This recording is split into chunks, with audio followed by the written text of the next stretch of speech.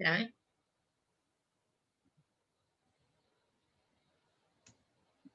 Hola, ¿qué tal? Buenas noches a todos y a todas. A nosotros nos tocó hablarles un poco sobre el enfoque grupal centrado en la persona. Mi nombre es Mario Ortega y mi compañera. Mi nombre es Mitzi Quintero Cuevas y vamos a Vamos comenzar. a dar inicio. Bueno, primero que nada, ¿qué es, no? El enfoque grupal centrado en la persona. Originalmente era conocido como una psicoterapia centrada en la persona y esta la hizo Carl Rogers. Y esta se basaba en el presupuesto de que los seres humanos tienden a moverse hacia una totalidad y a su autorrealización, y que los miembros individuales, así como su grupo en su totalidad, pueden hallar su propia dirección con un grado mínimo de ayuda de algún terapeuta o de algún facilitador.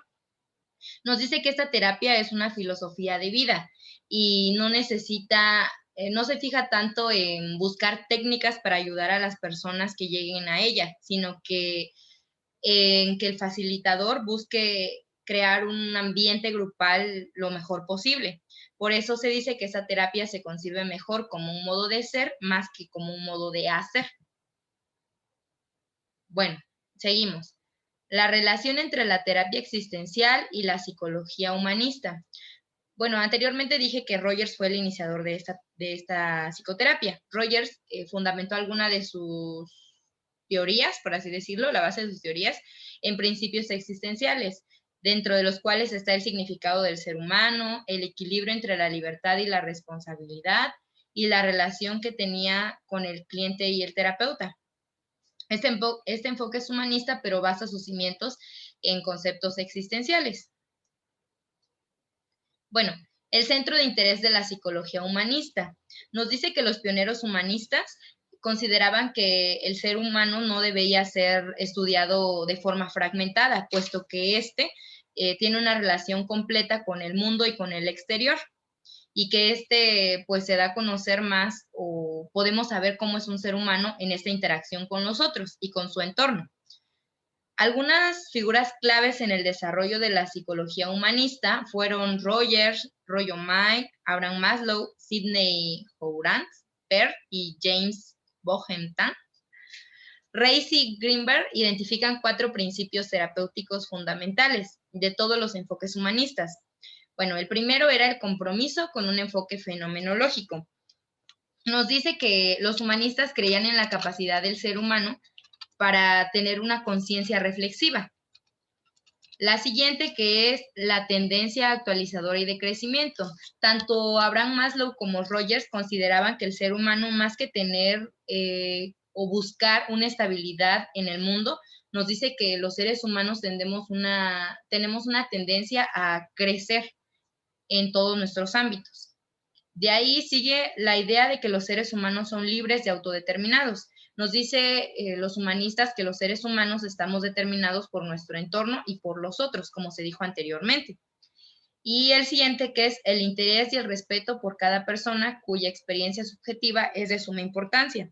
Nos dice que los terapeutas humanistas siempre van a tratar de entender y captar el mundo en base a lo que el otro nos esté diciendo. Bueno, de ahí vienen las diferencias, entre la perspectiva humanista y la existencial. Para esto utilizamos un cuadro. La psicología humanista, voy a empezar, dice que asume que cuando disponemos de condiciones positivas y educativas, crecemos automáticamente de forma positiva, mientras que los existencialistas nos dicen que no admiten que los seres humanos tengamos algún tipo de naturaleza esencial ni necesidades básicas, y tampoco coinciden en que algunas cosas suceden automáticamente en la vida. Como se dijo anteriormente, los humanistas creían que nosotros, al tener algunas posibilidades ante la vida, podíamos crecer de forma automática, mientras que los existencialistas nos dicen que no creen que existan estas formas automáticas, sino que nosotros vamos haciendo que las cosas sucedan. Mientras que los humanistas ven necesidades, los existencialistas, ven posibilidades. Bueno, de ahí los humanistas nos dicen que tienen una esperanza de un crecimiento positivo y automático, y los existencialistas tienen una ansiedad por ser libres y las mismas posibilidades para el crecimiento y para la decadencia. Bueno, va los antecedentes de este enfoque del cual les estamos hablando. Desde principios del año de 1940, Rogers creó el enfoque no directivo. Y Rogers desde un principio al crear su teoría consideraba que al no tener algún tipo de teoría que fuera, que hiciera que muy directiva, sino que al contrario, Rogers creó una terapia no directiva.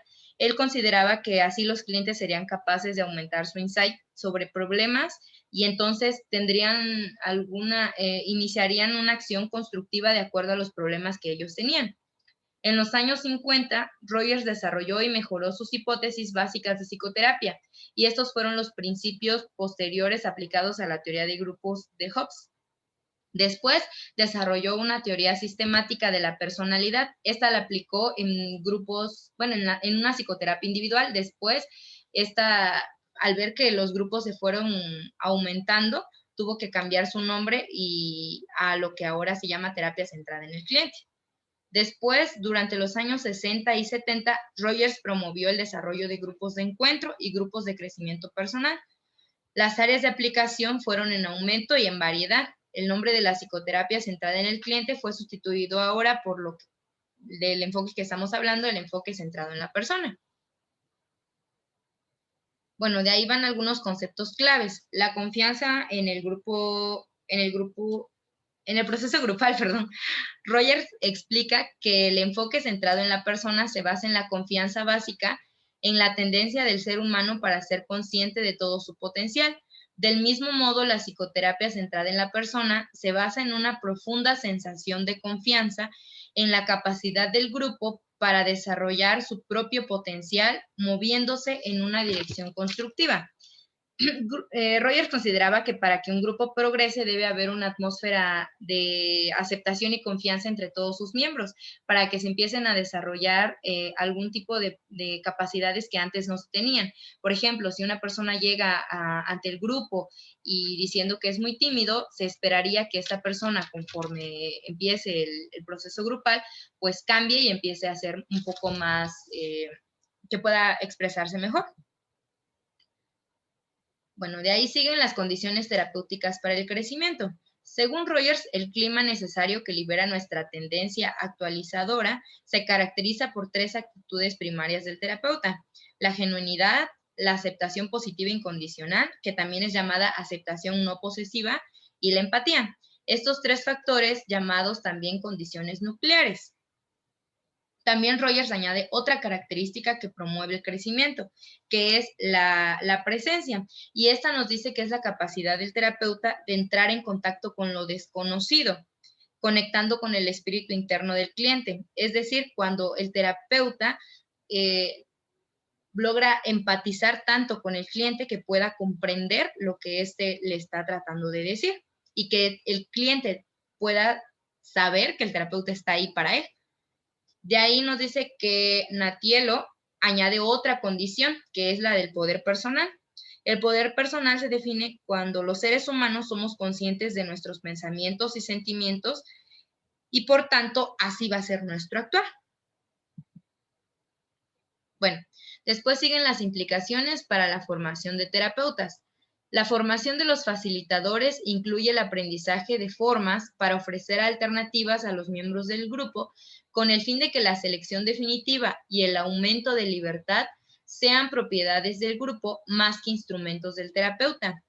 Estos terapeutas demuestran las 3 actitudes terapéuticas nucleares de las que se habló anteriormente: la genuinidad, la aceptación y comprensión y la empatía. Estas 3 condiciones nos dice que van a ser la base para la obtención de resultados terapéuticos positivos. Nos dice que esta investigación transmite que es mejor hacer énfasis en el arte de la escucha y en la comprensión más que en la enseñanza de técnicas y estrategias. Como dije anteriormente, es un modo de ser. Esta psicoterapia es un modo de ser, más que un modo de hacer. De ahí les voy a hablar de lo que es la genuinidad. Bueno, la genuinidad, descrita conceptualmente, nos dice que es la autenticidad o congruencia del terapeuta o facilitador del grupo. que cuanto mayor sea el grado en que los facilitadores impliquen en el grupo como personas, mayor será la probabilidad de que los miembros cambien y crezcan. Nos dice, bueno, más que nada, la genuinidad es la forma en la que el terapeuta puede expresar y sentir y dar a conocer su sentir de forma pues auténtica. Es decir, que por ejemplo, si el terapeuta no está interesado en algo que el cliente está diciendo, o si ya se aburrió, o si simplemente no está de acuerdo con lo que el cliente está diciendo, pues no tiene la obligación de actuar o de dar a entender que así, pues que está conforme en ese momento, sino que él tiene que ser consciente tanto en lo que piensa como en la forma en la que está actuando. También nos habla de las implicaciones para los terapeutas. Nos dice que los terapeutas genuinos, aunque en esencia sean honestos y en sus encuentros con el grupo, no son indiscriminadamente abiertos y conocen los límites de sus autorrevelaciones. Nos dice que hay que tener cuidado con esta genuinidad, ya que muchas veces debemos de pensar en qué es lo que compartimos con el grupo, porque debemos de tomar en cuenta mucho si lo que nosotros vamos a compartir con el grupo le es benéfico. Si no le es benéfico, entonces pues no tendría caso como que estar expresando cosas.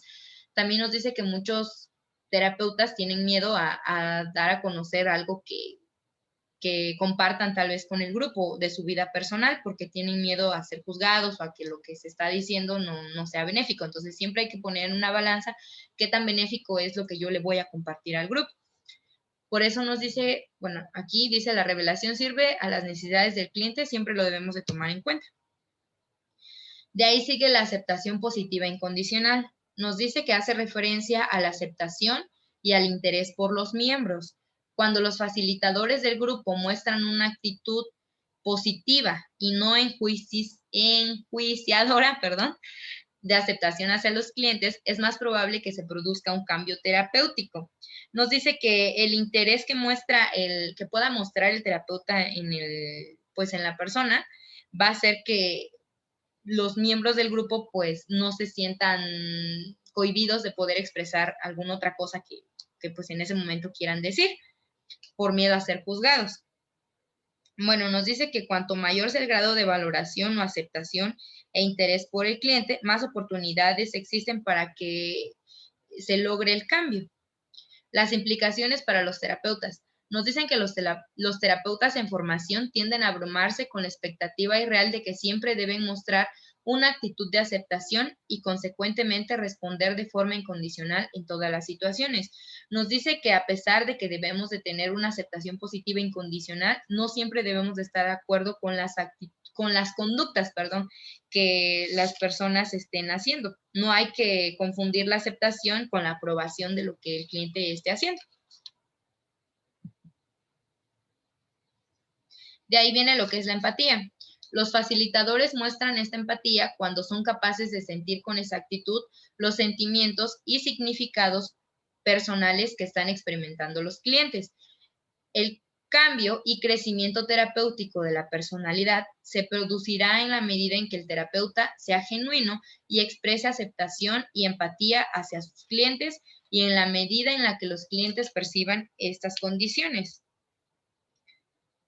Bueno, como sabemos, la empatía es muy importante en el proceso terapéutico y nos dice que los hallazgos relativos de la empatía. Bueno, algunos de los hallazgos son el esfuerzo por entender con sensibilidad y precisión a los otros es un factor crítico del terapeuta efectivo. Otra es, una de las principales funciones de la empatía es favorecer la autoexploración del cliente. La investigación ha demostrado que los clientes que se sienten entendidos por sus terapeutas se sienten más animados a compartir más de sí mismos, como se dijo anteriormente. Si los clientes se dan cuenta de que el terapeuta no tiene alguna actitud enjuiciadora, entonces ellos con más facilidad van a poder expresar lo que en ese momento están sintiendo. Nos dice que también las personas que reciben empatía aprenden que son valoradas y aceptadas tal y como son, pero debemos de tomar en cuenta, como se dijo anteriormente, que la aceptación no debe ser sinónimo de aprobación de lo que ellos están haciendo. De ahí nos dice que la capacidad para mostrar empatía depende del desarrollo personal del terapeuta, porque nos dice que esto lleva mucho trabajo, no todas las personas podemos sentir empatía. Implicaciones para los terapeutas del grupo. Al trabajar con terapeutas he comprobado que muchos erróneamente piensan que necesitan haber experimentado los problemas verbalizados por los miembros para ser empáticos. Y bueno, por último, nos dice cuáles son los obstáculos para una terapia efectiva. Nos dice que los obstáculos son la falta de atención y empatía, la ausencia de autoapertura del terapeuta, como se dijo anteriormente, cuando el terapeuta como que pareciera que le da lo mismo lo que los demás están expresando, o que muchas veces quiera, pues, que no comparta, ¿no?, algunas de sus vivencias propias. De ahí la falta de interés, cercanía y aceptación positiva. Y por último, la falta de esperanza en el proceso terapéutico. Nos dice que aunque parezca casi imposible, muchos terapeutas cumplen con la función de ser terapeuta grupal, pero pues en realidad no creen en la efectividad que tiene esta terapia. Las implicaciones para los terapeutas nos dicen que es fundamental que como terapeutas debamos examinar las formas en las que nuestras actitudes y conductas pueden impedir que pues el grupo pueda tener algún tipo de proceso. Y bueno, por mi parte sería todo.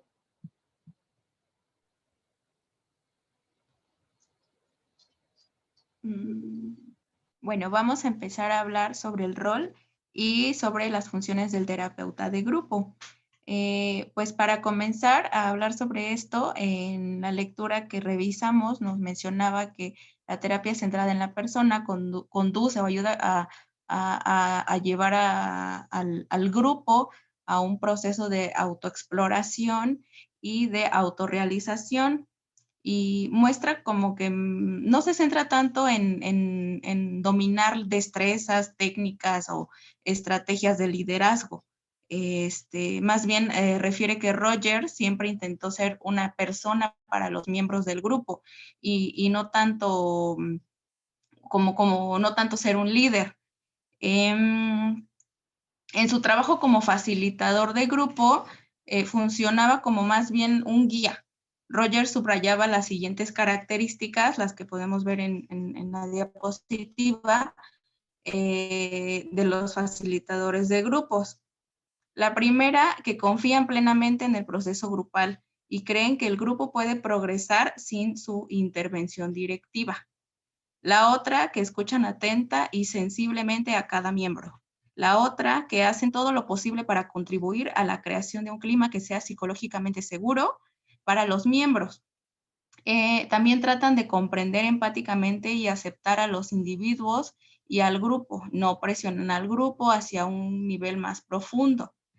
El otro punto es que operan en términos de su propia experiencia y sentimientos, lo que significa que expresan sus reacciones presentes. El siguiente es que ofrecen a los miembros el feedback o la retroalimentación y se procede, perdón. Confrontan a los individuos en aspectos específicos de su conducta, es decir, evitan los juicios y en su lugar comentan el modo en que les afecta la conducta de los otros, de los demás miembros. En la siguiente diapositiva.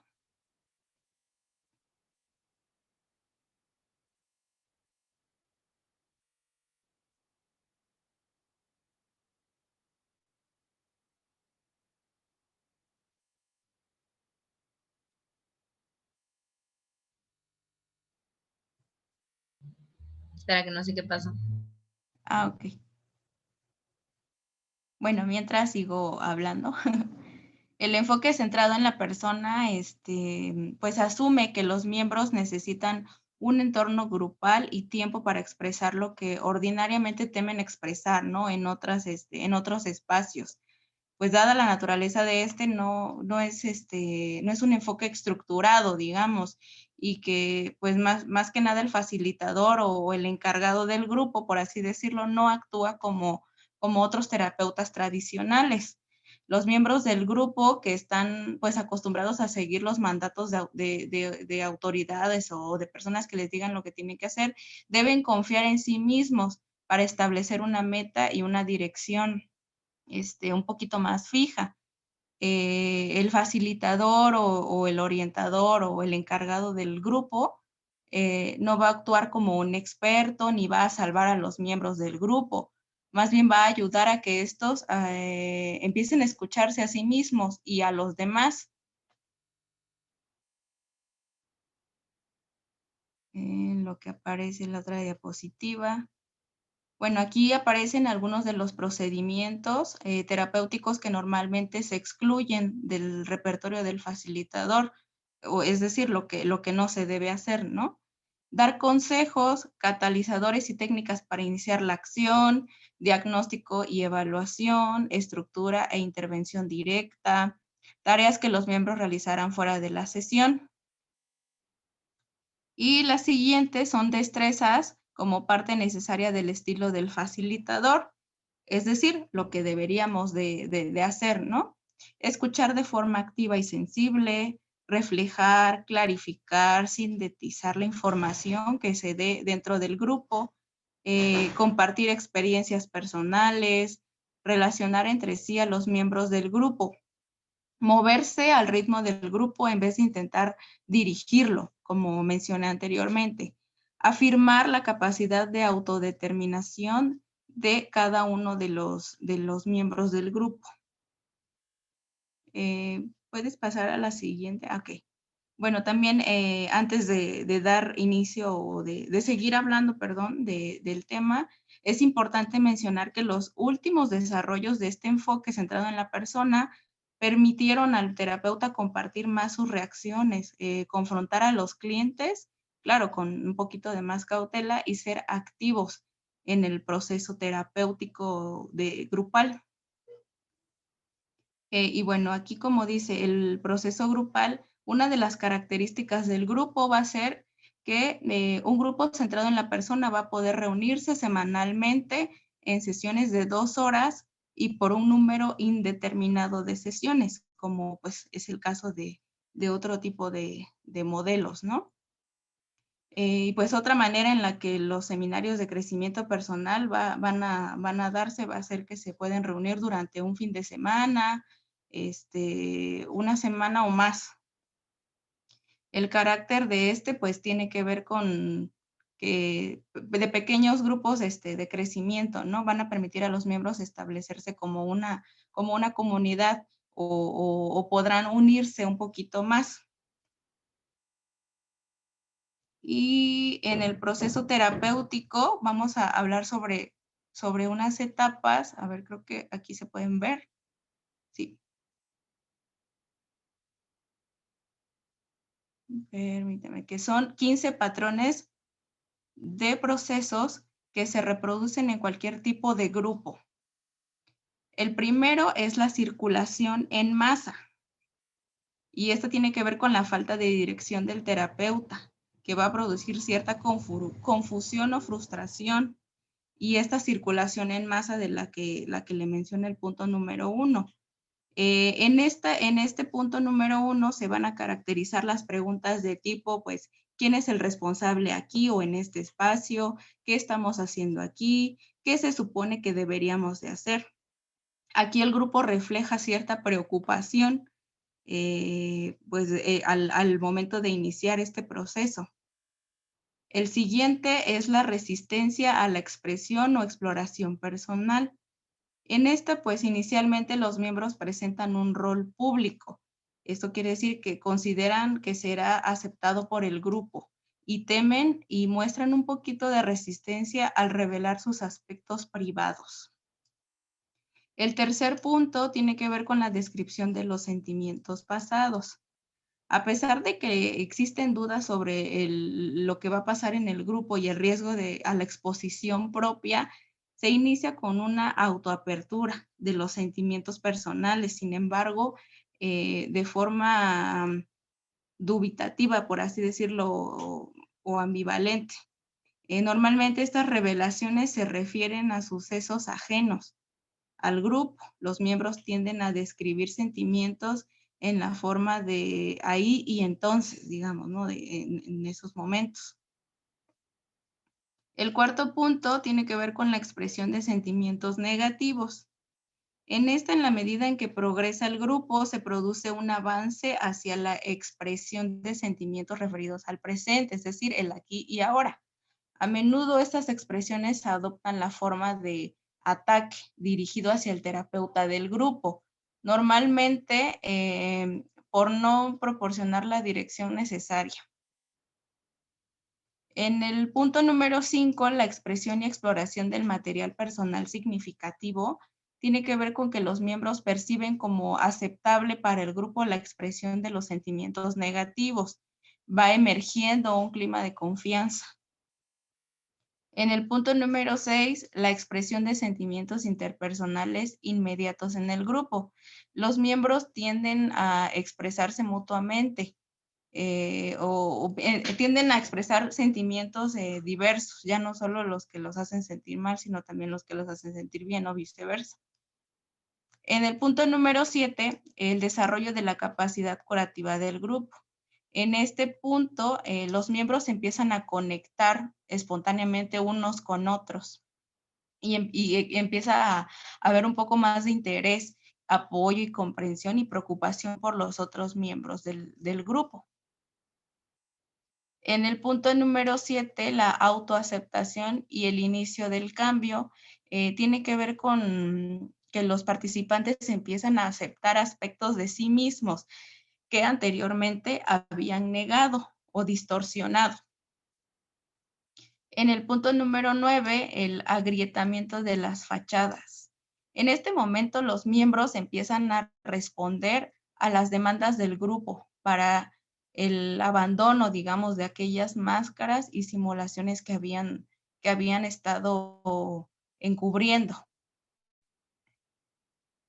En el punto número 10, el feedback va a ser ese proceso de recepción del feedback o de la retroalimentación. Los miembros adquieren una multitud de datos referidos a cómo los experimentan ellos o algunos otros y empiezan a compartir experiencias, ¿no? También, aparte de, como en los primeros puntos, empiezan a compartir qué impactos producen sobre las otras personas, las experiencias que cada uno comparte.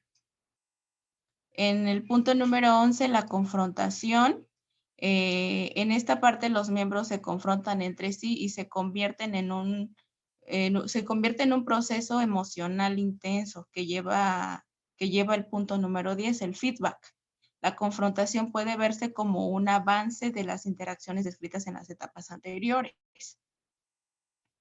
En el punto número 12, la relación de ayuda fuera de las sesiones grupales. Para esta etapa los miembros han empezado a establecer contacto fuera del grupo, ya no solo en el espacio terapéutico. Aquí se puede observar que la ampliación del proceso descrito en el punto 7, pues empieza a reflejar un poco más. Y en el punto número 7, el encuentro básico. Como los miembros empiezan a establecer entre sí relaciones más directas y cercanas pues de lo habitual o en su vida ya de manera cotidiana, surgen relaciones un poco más genuinas de persona a persona, ¿no? En el punto número 14, la expresión de sentimientos de cercanía. Es decir, en la medida en que van progresando las sesiones, en el grupo se va produciendo ese acercamiento y aceptación de los miembros de los miembros del grupo. Este sentimiento terapéutico pues, de cercanía conduce al último y al más importante cambio, que es el punto número 15, la modificación de la conducta en el grupo, que es lo que se busca. Cuando los miembros experimentan una mayor facilidad para expresar sus sentimientos, sus conductas, existen cambios afectivos, los miembros trasladan sus nuevas conductas a situaciones vitales cotidianas. Y bueno, algunos de los resultados de la experiencia grupal. Aquí los miembros empiezan a ser más abiertos y honestos. Cómo se sienten progresivamente mejor comprendidos y aceptados.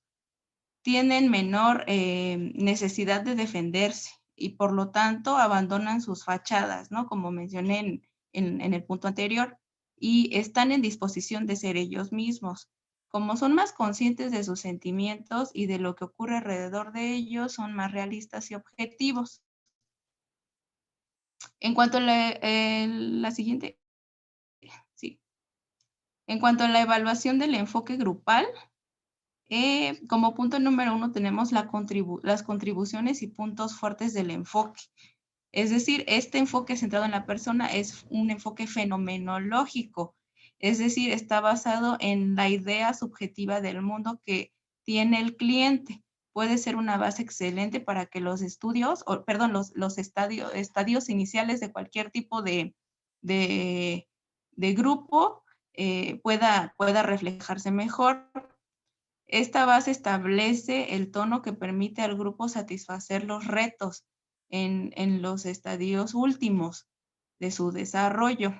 Desde el principio, este enfoque anima a los miembros a asumir esa responsabilidad para determinar qué es lo que quieren lograr y decidir, pues, qué es lo que quieren lograr, más que nada, cuáles son sus metas.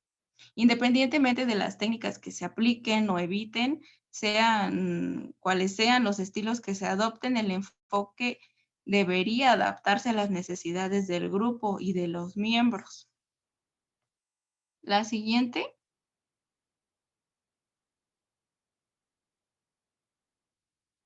Bueno, algunas de las limitaciones del enfoque. La lectura nos mencionaba que se ha comprobado que el terapeuta es más efectivo y que el grupo parece ser más productivo cuando existe una estructura que ofrece cierta dirección y que garantiza la libertad de los miembros. Así pues, normalmente se proporciona más estructura durante los estadios iniciales y finales del grupo. Y las implicaciones, la implicación del enfoque centrado en la persona a poblaciones multiculturales. En esta parte nos decía la lectura que el enfoque centrado en la persona se ha empleado más que ningún otro modelo para reunir a personas de diversas culturas con el propósito de desarrollar una comprensión mutua. Como hemos visto, uno de los aspectos más importantes de la terapia centrada en la persona reside en la escucha activa, que es fundamental para el trabajo grupal y que se dé de una manera efectiva. Este enfoque se basa en la importancia de prestar atención a los miembros, la empatía, la presencia y el respeto de los valores de los clientes son actitudes y destrezas particularmente importantes para el trabajo grupal con poblaciones culturalmente diversas. Y pues eso sería todo de mi parte. Y también es importante mencionarles, ¿no?, que esta información fue extraída de la autora Corey, de la teoría y práctica de la terapia grupal del año 1995. Ok, pues sería todo de nuestra parte. Bye. Hasta luego.